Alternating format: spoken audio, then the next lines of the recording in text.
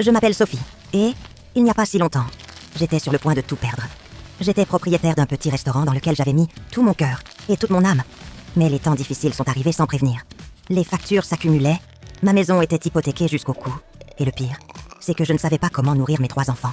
Chaque soir, quand je fermais le restaurant, je m'asseyais dans la cuisine et je pleurais. Je me disais, comment je vais m'en sortir? Une nuit, après une journée particulièrement difficile, je me suis endormie dans la cuisine, les mains encore pleines de farine. C'est alors que j'ai fait un rêve qui allait changer ma vie à jamais. Dans mon rêve, un ange est apparu, lumineux, et avec une voix qui m'a rempli de paix. Il m'a dit, « Sophie, tes mains sont capables de créer des miracles. Ne perds pas espoir, car cette nuit je vais te donner une recette qui changera ton destin. » L'ange m'a murmuré les étapes d'un plat que je n'avais jamais imaginé, risotto de lumière. Un risotto où les grains de riz brillaient comme des perles, enveloppés dans une sauce délicate aux herbes et aux fleurs.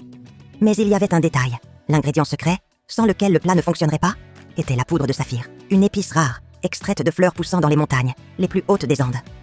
Quand je me suis réveillée, le rêve était aussi clair dans mon esprit que si je l'avais vécu. J'ai immédiatement noté la recette, mais en arrivant à l'ingrédient secret, je me suis rendu compte que mon plus grand défi n'était pas de cuisiner le plat, mais de le trouver. Comment pourrais-je aller jusqu'aux Andes si je n'arrivais même pas à payer l'électricité de mon restaurant? J'ai décidé de ne pas abandonner. J'ai commencé à raconter mon histoire aux voisins, aux clients fidèles, et même aux fournisseurs. L'un d'eux, Monsieur Manuel, un homme qui avait voyagé dans le monde entier, m'a confirmé que ces fleurs existaient, mais que les trouver serait une vraie épreuve. À ma grande surprise, les gens du quartier ont commencé à donner ce qu'ils pouvaient. Des pièces, des billets froissés, et même de la nourriture pour mes enfants. J'ai réussi à réunir assez d'argent pour le voyage. Aller jusqu'aux Andes a été une odyssée. Non seulement c'était loin, mais on aurait dit que l'univers voulait me tester à chaque étape.